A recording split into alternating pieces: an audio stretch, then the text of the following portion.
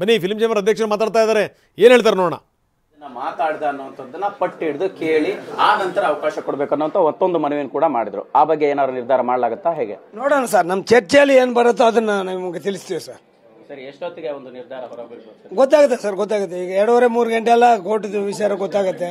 ಅದಾದ ನಂತರ ನಾವು ಮಾತಾಡ್ತೀವಿ sir.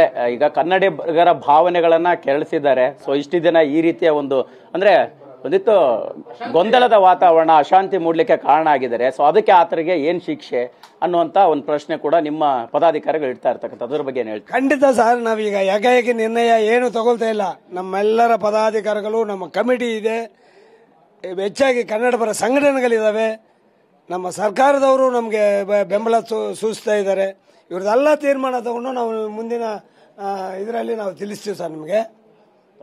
Thank you sir. Yes, ಇದಿಷ್ಟು ಫಿಲಂ ಚೇಂಬರ್ನ ಅಧ್ಯಕ್ಷ ಎಂ ನರಸಿಂಹಲ್ ಅವರ ಮಾತಾಗಿರ್ತಕ್ಕಂಥದ್ದು. ಅಂದ್ರೆ ಅವರು ಕ್ಷಮೆ ಕೇಳಿದ್ರು ಕೂಡ ನಂತರ ಯಾವ ರೀತಿ ನಿರ್ಧಾರ ಮಾಡಬೇಕು ಅನ್ನೋದನ್ನ ನಾವೆಲ್ಲರ ಜೊತೆ ಚರ್ಚೆ ಮಾಡ್ತೀವಿ ಅನ್ನೋ ಮಾತನ್ನ ಹೇಳಿರ್ತಕ್ಕಂಥದ್ದು. ಕ್ಯಾಮರಾ ಪರ್ಸನ್ ರವಿಕುಮಾರ್ ಜೊತೆ ಮಾಲ್ತೇಶ್ ಜಗ್ಗೇನ್, TV9 ಬೆಂಗಳೂರು.